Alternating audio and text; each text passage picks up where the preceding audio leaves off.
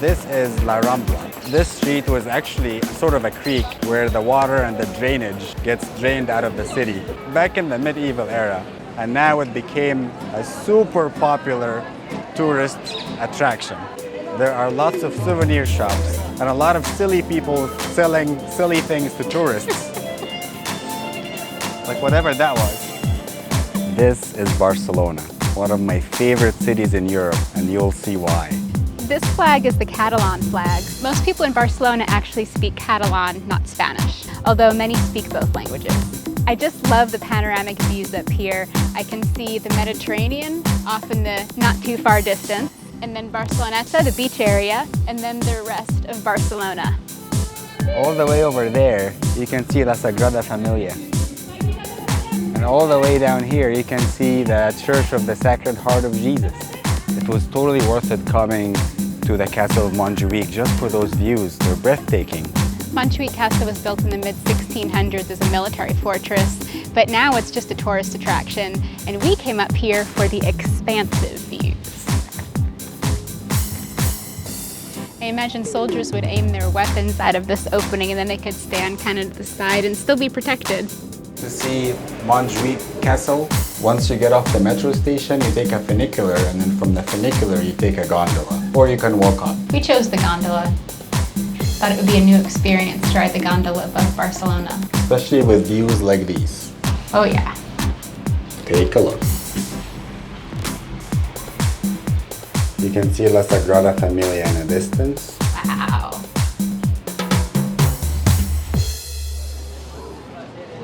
We are sitting on a bench right next to La Sagrada Familia. We are just waiting for our time to enter. We bought our tickets online because that's really the best way to do it. Otherwise, you'll be standing in very long lines and you probably won't be able to get in the same day because it's so crowded. Meanwhile, we're just looking at the church in awe with all of its intricate, beautiful details on the outside. It's just one of those things that you see and you're left speechless. There was a story about Gaudi, the architect who designed that church. He was asked once, why do you care so much to make the very, very top of the pillars so decorative? No one will see them. So his answer was, the angels will see them.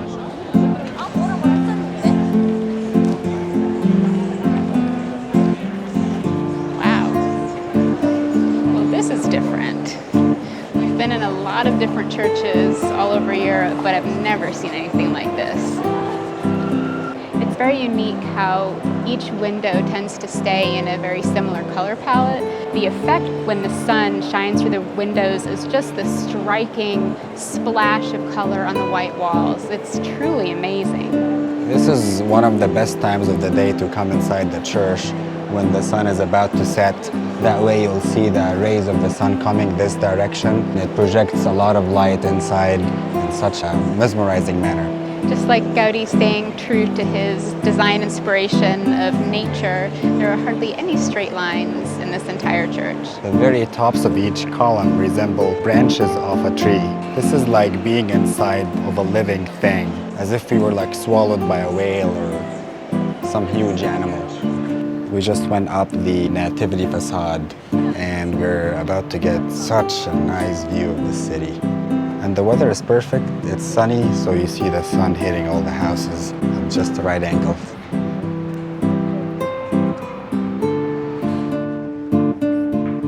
The staircase is very narrow and dark and winding. Typical of Gaudi designs, the stairway leading down from the tower looks like a seashell. This is not a building, this is just something that just grew naturally, I guess. It seems like it's just an organic tree that formed into a church. The Sagrada Familia has been under construction for 140 years, and it's supposedly going to be finished in 2026. The gray in the model here is a depiction of what's already completed, and the tan are all the parts of the church in process to be completed. I've got a lot more to do.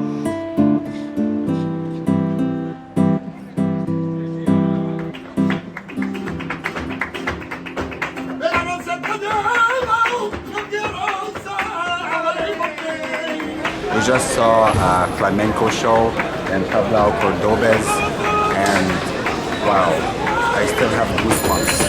The entire show, all the music, the singing, all the emotions, so incredible. Flamenco is definitely one of my favorite genres of music and dance.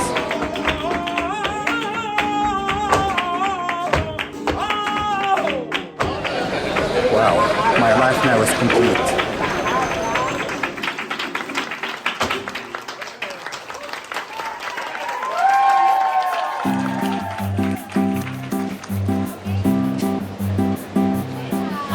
Hola. We have two of those. Got 2 chocolate croissants. I can eat my croissant while you talk. Yeah. We just had breakfast in the Larado Labaria. It's a very interesting place. They sell all kinds of fresh food. Fresh fruit, fresh meat, fresh fish, everything. There's your olives, because you love olives. Oh, there's goat brain, or brain of something. Oh, it's tongue. I can figure out what a lot of the words mean, like lengua, lingual. We're trying to find something for breakfast here. These are nice. Really good option to have for breakfast. It's pretty crowded though with people, so it's hard to find a place to sit, but we managed. How do you like your croissant? It's delicious.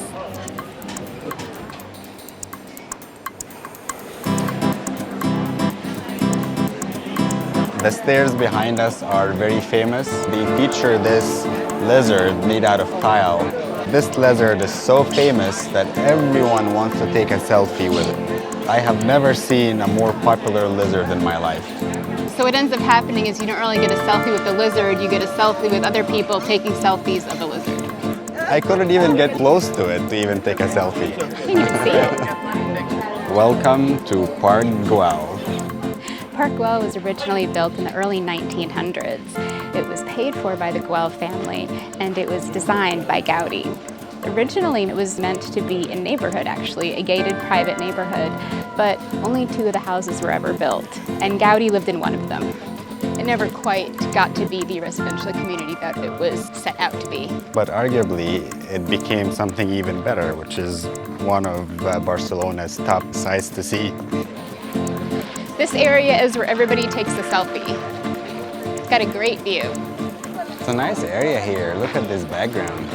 Palm trees. It's really nice and relaxing, despite all of the people who are taking selfies. I love Gaudi's use of colorful tile fragments. It's a specific style called trencadís. He takes these colorful tile fragments and almost makes sort of a mosaic out of it. He uses it in a lot of his different works, including the ceiling. This image is a sunburst, and then there's another one, I think it's a shooting star. This area with all of the columns is right underneath the courtyard area with all of the people taking selfies. It was designed in such a way that if it rains, the water will accumulate and then it will drip down through the columns. The columns are part of an aqueduct system that was so cleverly engineered. Very smart. We're at the highest point in Park Güell.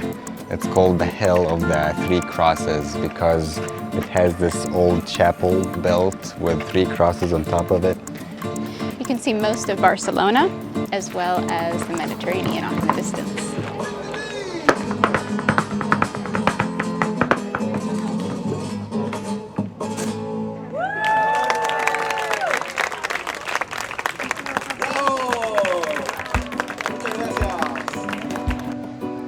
Barcelona has their own Arc de Triomphe.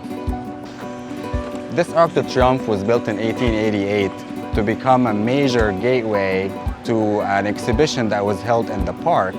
And now this Arc de Triomphe became one of the major landmarks of this city. And there is a polar bear. This has nothing to do with the Arc de Triomphe. We just left the Arc de Triomphe and walked all the way to the park. This is called Parc de la Ciutadella. Barcelona is one of Europe's most densely populated cities, so it's really nice to have such a big, beautiful green park to enjoy. These little bugs. Oh my goodness. I don't know what they are. They're eating me. Eat them. Come on, pigeons. Don't you eat bugs? Don't pigeons eat bugs? They're not doing their jobs.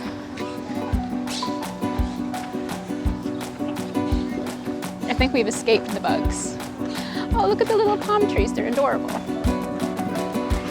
One of the really interesting features of the park is this really cool fountain behind me that Antoni Gaudi helped to design in his younger years. The color of the fountain is really unique, especially from up here after we've climbed up almost to the top of the fountain. I'm not sure why it's this color. It could be because there's certain chemicals that are making it this color. It could also be that the bottom of the fountain is painted a turquoise and we're seeing that. I'm not sure, but I like the color and it looks good against the fountain. And there's even a mammoth in the park because what city park is complete without a mammoth?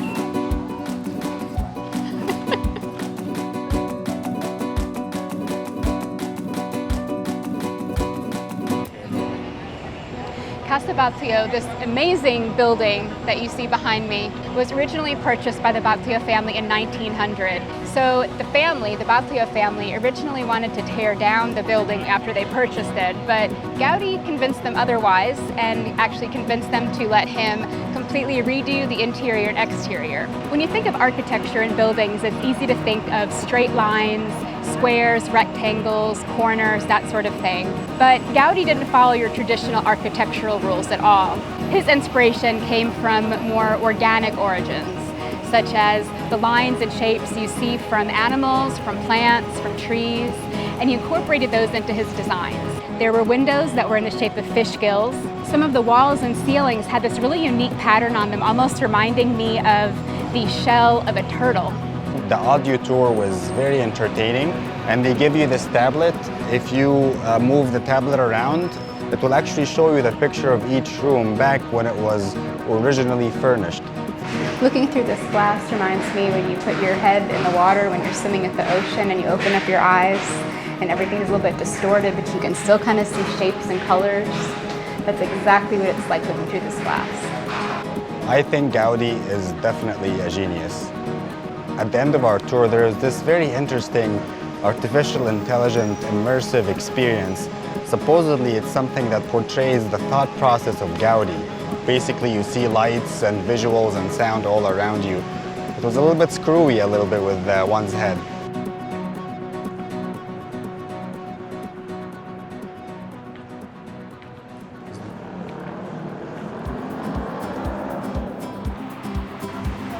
Behind us is Lapida, also known as Casa Mila. It's yet another one of Gaudi's masterpieces. And it is amazing on the inside, just as you would expect from any works of Gaudi. My particular favorite thing was the rooftop and how uneven it was and all of the natural looking structures around it. The rooftop felt like we're on the beach, but everything is concrete. Yeah. The outside of this almost reminds me of like a seashell that you might find on the beach.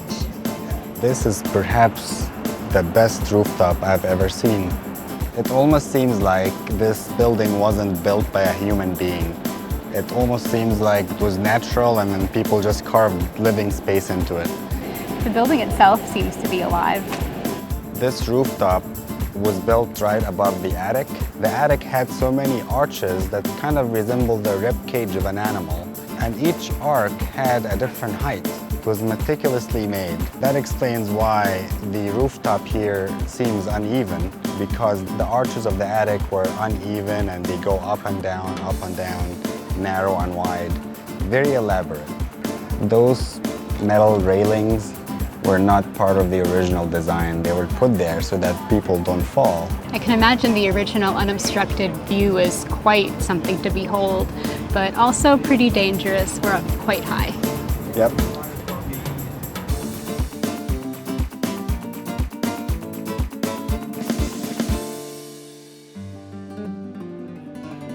This neighborhood called the Gothic Quarter. This is the area of Barcelona that is old. So you get to see cobblestone roads, ancient Roman walls, ancient monuments.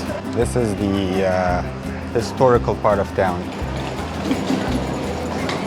Modern day suitcases really were not made for medieval cobblestone streets. Since Messi left Barcelona, now Spanish kids wear Inter Miami t-shirts. The Gothic Quarter has a lot of quaint, tiny alleyways, cobblestone roads, and modern arts, just like the sculpture behind us.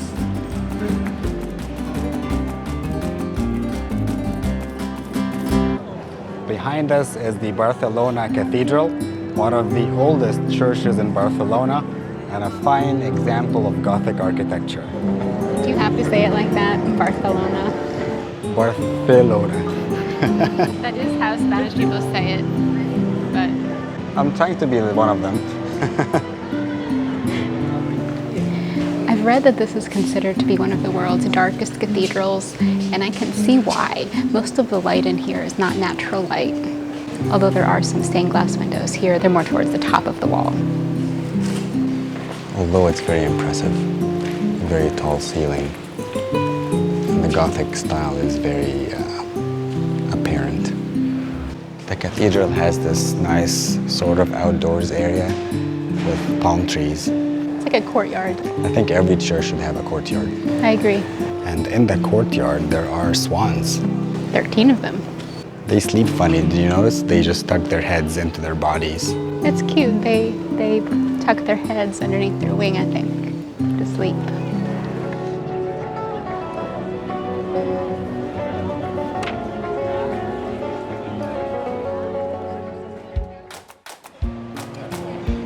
Santa Maria del Mar is a great example of early Catalan Gothic architecture. The name Santa Maria del Mar, or St. Mary of the Sea, is a very fitting name for this church because back when it was originally built, it was actually at the water's edge. And now the water's half a mile away. Let's take a look inside.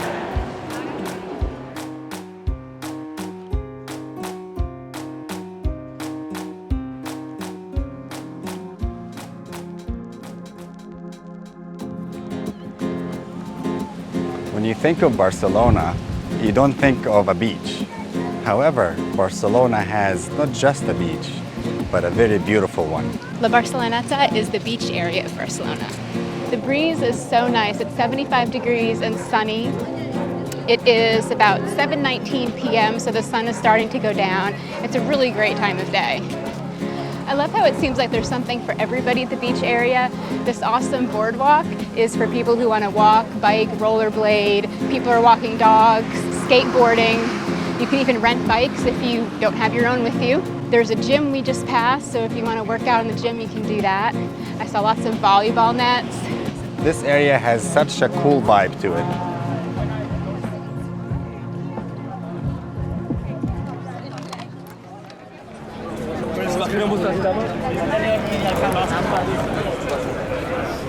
Everybody is walking to the game this way. Today is a game between Barcelona and Antwerp in the Europa League, and we are going the other way. The only people going the other way. We just saw the magic fountain, which is unfortunately turned off due to drought precautions. And the magic fountain is between the Catalonian Art Museum and Plaza España, which is one of the main squares of Barcelona.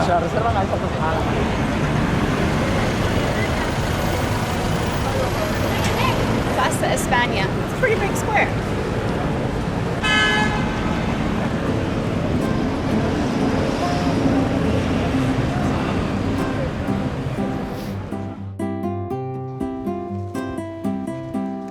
We are in a very underrated site in Barcelona. This is the Temple of the Sacred Heart of Jesus, Templo del Sagrado Corazón de Jesús. This is a church that's on a very high hill overlooking Barcelona. It tends to be not crowded. It gives you amazing views over Barcelona. You can see Sagrada Familia from here. You can see the airport. You can see Barceloneta with the Westin Hotel. I would say this is definitely a do not miss here in Barcelona. The idea behind this church is that it corresponds to the story of which the devil takes Jesus on top of a hill and tempts him and shows him a lot of land in front of the hill and tells him you can have all of this. Except this is the statue of Jesus overlooking Barcelona. And right in front of the church, there is an amusement park. The church looks really big and impressive from the outside, but it's actually pretty small inside. It was a little bit surprising. The elevator will take us to the crypt and reception, and then the basilica and main terrace, and then finally the elevated terraces and access to the image of the Sacred Heart, which should be at the very top there, right below the figure of Jesus. Seems like the higher we go, the better the views become. We can see not only all of Barcelona, but then all the way out into the Mediterranean. Some of those statues of saints, they seem like they are looking over the city of Barcelona.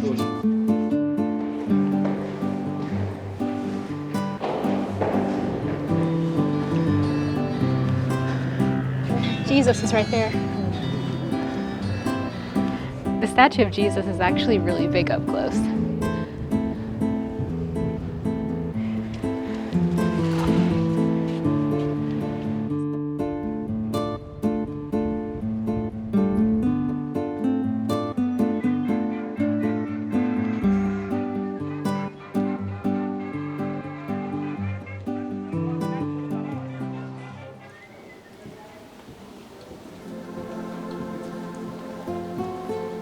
This is the Monastery of Pedrales. It used to be a monastery, but now it's a museum. It houses artifacts from throughout the history of Barcelona. We chose to come here mainly because of how amazing it is with this kind of architecture. To me, it kind of looks like an arabesque, Arabic, Islamic kind of architecture. I could be wrong, but I just love this kind of style with all of the arches and several floors of that. Look at these little limes. That one's yellow. Did it start to turn into a lemon? I love how colorful the tiles are here. The colors of the tiles go nicely with the lime trees. It's a very peaceful, underrated place. There's hardly any other tourists. It's so quiet and peaceful. I'm the loudest person right here, right now, actually. There's barrels over here. Maybe they made wine. I saw limes out there. Maybe they were margaritas. I don't know.